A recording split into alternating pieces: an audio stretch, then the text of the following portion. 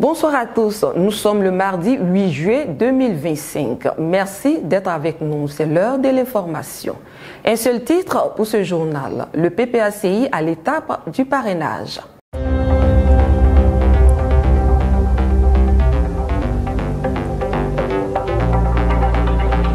Le président exécutif Sébastien Dano Djedje et le deuxième vice-président du CSP Damana Adia Picas ont laissé des consignes claires aux collecteurs de parrainage lors de la cérémonie de remise de kits organisée le 5 juillet 2025 au siège du parti. J'ai ici la tablette. Vous pouvez bien regarder. Vous voyez le candidat, le président Laurent Gbagbo. Candidat Gbagbo Laurent, PPACI.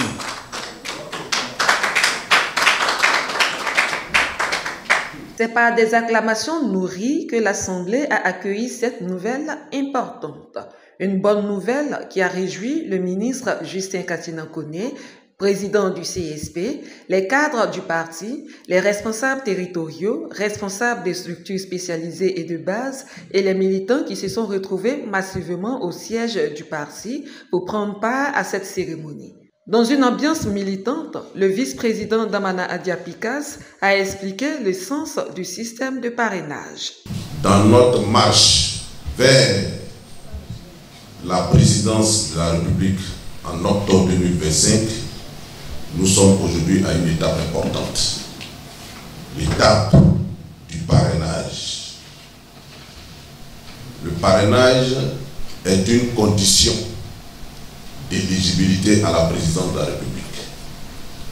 C'est une condition technique, c'est une condition que nous devons remplir avec beaucoup de dévouement, beaucoup de détermination, beaucoup de volonté. Et s'est réjoui de la mobilisation des uns et des autres dans ce système. Pourquoi c'est une opération qui doit impliquer tout le parti. Tout le parti. Et nous nous réjouissons de ce que le parti soit mobilisé ce matin. Depuis la haute direction jusqu'aux fédéraux. Les vice-présidents exécutifs chargés des régions, les secrétaires généraux adjoints chargés des régions, les coordonnateurs régionaux, les coordonnateurs adjoints, mais surtout les fédéraux. Les fédéraux qui sont chargés visiblement du travail sur le terrain, de la phase opérationnelle. Après la distribution des kits, le ministre Sébastien Dano Djedje, président exécutif, a invité toute la direction du parti, les militants et surtout les collecteurs régionaux à la détermination pour atteindre l'objectif du parti. Le moment des parrainages, c'est un moment historique et important pour nous. Il faut qu'on prouve aux candidats que c'est nous qui l'avons désigné, nous le soutenons et nous le soutiendrons jusqu'au bout. Des collecteurs régionaux ont réagi au terme de cette cérémonie. Les principaux acteurs sur le terrain constituent nos fédéraux. Donc l'intervention du président Adia Picas est allée dans ce sens. Insister sur le fait que le parrainage là, c'est une affaire qui est collective. Elle concerne l'ensemble de tous les militants. C'est vrai en particulier, mais elle concerne également toutes les personnes qui portent l'aspiration que le président Laurent Gbagbo soit le président de la République de Côte d'Ivoire au soir du 25 octobre 2025. Donc c'est une activité très importante qui va demander beaucoup d'engagement, beaucoup d'implication et surtout beaucoup de sincérité dans la collecte. Il faut dire que les 3 semaines qui ont été données nous suffisent largement parce que déjà nous avons commencé à faire le maillage. Ça, c'est déjà fini au niveau de la Nawa. Et nous avons répertorié toutes les zones qu'il fallait. Donc, il est maintenant... Et en plus, la sensibilisation auprès de la population a été faite pour dire que nous venons bientôt pour recueillir votre parrainage. Nous venons d'avoir des instructions claires pour que le parrainage se fasse en 3 semaines. C'est possible. C'est possible parce que nous sommes sur le terrain et les militants n'attendent que ça. Mais tant que nous avons des instructions fermes de nos responsables, nous allons pouvoir exécuter ça dans le délai demandé par le parti. Nous sommes prêts déjà à Odiéné, à Séréla, à Mankono. Nous voulons donner au moins 5% et non pas 1% à Laurent Gbagbo. Au niveau des parrainages, bien sûr, 5 à 20%. C'est ce que nous voulons faire. Parce que Laurent Gbagbo, ce n'est pas le fils de l'Ouest, ce n'est pas le fils du Sud, ce n'est pas le fils du Nord. Laurent Gbagbo, c'est le fils de la Côte d'Ivoire. Et il gagnera les élections en octobre prochain. Naturellement, ça a été une bonne rencontre. Les institutions ont été fermes. Nous les avions déjà. On va les répercuter. Vous savez, pour la cause de Gbagbo Laurent, il n'y a jamais rien qu'on puisse faire de trop. Donc rassurez-vous, le Haut-Sandra sera prêt. Nous sommes confiants. D'Abidjan jusqu'au nord, du nord à l'ouest, tout le monde est mobilisé pour ce parrainage et nous allons gagner. Mobilisés pour la réussite de ce processus, les coordonnateurs régionaux sont disposés à relever cet autre défi. Les élections présidentielles d'octobre approchent à grands pas. Plusieurs candidats déclarés et partis politiques de l'opposition fustigent la commission électorale indépendante de par sa position et son jeu trouble. Commission électorale indépendante ou commission électorale affiliée. Une analyse de Françoise Rabé. À 3 mois des élections présidentielles d'octobre 2025, tous les partis politiques sont à la collecte des signatures du parrainage de leurs différents candidats à la candidature de ces élections. Hier, lundi 7 juillet, la commission électorale indépendante CEI a produit un communiqué, dit-on, de recadrage. Un communiqué visant à s'y dédouaner de la remise de kits de parrainage aux partis politiques et candidats à la candidature de l'élection présidentielle 2025. La CEI, après avoir retiré de la liste électorale les noms du président Laurent Gbagbo et du président du PDC-RDA, Cheikh Tidiane Thiam et plusieurs autres leaders politiques, se dit aujourd'hui pas compétente pour apprécier l'éligibilité de ces candidats. Ainsi donc, la CEI donne cette prérogative exclusivement au Conseil constitutionnel, le Conseil constitutionnel dont la présidente est Chantal Camara.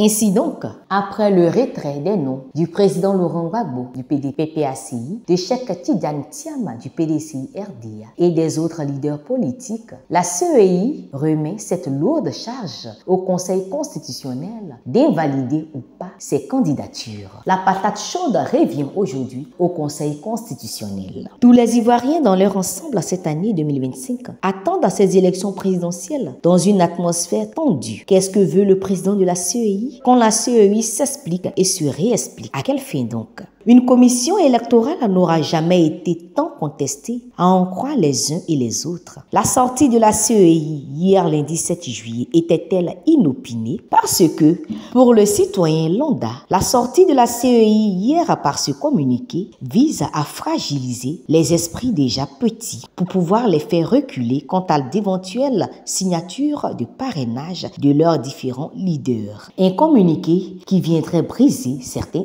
élans. Le Parti des peuples africains Côte d'Ivoire est lui résolument déterminé à avoir les bonnes et meilleures signatures de parrainage afin d'accompagner la candidature du président Laurent Gbagbo. Toutes les manœuvres et jeux troubles émanant de la CEI ne sont pas un obstacle à la détermination des militants, militantes et sympathisants fiers de porter au pouvoir d'État le président Laurent Gbagbo. Plusieurs délégations seront envoyées au plus profond de la Côte d'Ivoire, dans toutes les régions et dans toutes les communes du district autonome d'Abidjan, pour parler du parrainage, pour sensibiliser les populations les 11, 12, 13, ainsi que les 18, 19 et 20 juillet prochains, afin d'acquérir le maximum de signatures possibles dans toutes les régions, dans tous les districts, pour que le président Laurent Gbagbo jouisse de toutes les signatures nécessaires à la consolidation et à la validation de son dossier de candidature aux élections présidentielles d'octobre prochain. La Ligue des jeunes de la région de la Maraoué veut mobiliser la jeunesse autour de la candidature du président Laurent Gbagbo à travers le sport. Ce dimanche 6 juillet, elle a lancé le tournoi de Maracana dénommé Tournoi Laurent Gbagbo à Banoufla dans le département de Zionoula sous la présidence du secrétaire général adjoint Léon Loukou en charge de la Maraoué et le parrainage de Prince Arthur Dali, président intérimaire de la Ligue des jeunes. Le commentaire de Ange Abraham. Doté du trophée Prince Arthur Dali, le tournoi Laurent Gbagbo s'est ouvert sous le coup de 16 h ce dimanche à Banoufla, dans le département de Zionoula. Le parrain y était représenté par Franck Zobo, secrétaire national de la Ligue des jeunes en charge de la région de la Maraoué. Avant le coup d'envoi, Mme Seri Mayalou, représentant le secrétaire général adjoint en charge de la Maraoué, Loukou Léon Dibakou, a exhorté les jeunes à la cohésion et la paix, valeur chère au parti. Ce match de football que nous allons suivre, c'est plus qu'un simple événement sportif, c'est un moment de rassemblement, de partage et de cohésion. Il incarne les valeurs de notre parti, l'unité, la fraternité et l'esprit d'équipe. Je voudrais saluer l'initiative de l'organisation de ce match qui permet aux jeunes de s'exprimer à travers le sport. Après quoi, elle a donné le coup d'envoi pour le match d'ouverture sous la vigilance du comité d'organisation dirigé par Ueli Ange, responsable de la Ligue des jeunes de la Fédération des Anzra. Ce match a opposé Bandiaï FC à Banoufla FC. La cérémonie d'ouverture a fortement mobilisé la jeunesse du département.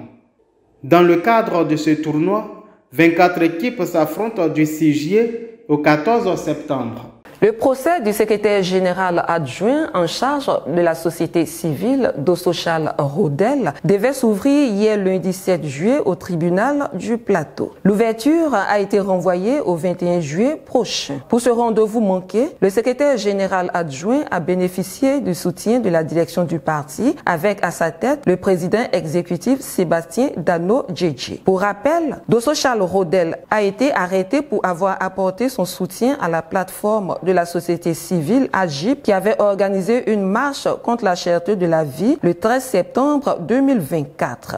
Le parti suit de près l'ouverture de ce procès.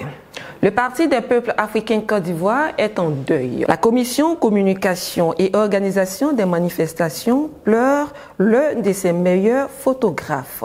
Le camarade Israël Begré n'est plus. Ce jeune chasseur d'images, fidèle de tous les meetings du président Laurent Gbagbo, a tiré sa révérence le vendredi 4 juillet dernier à Abidjan. Le 8 juin à Port-Boué aura été son dernier au revoir à tous et à toutes.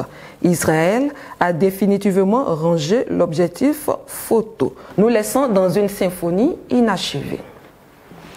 C'est sur cette note triste que nous refermons ce journal. Merci pour votre attention. Au revoir.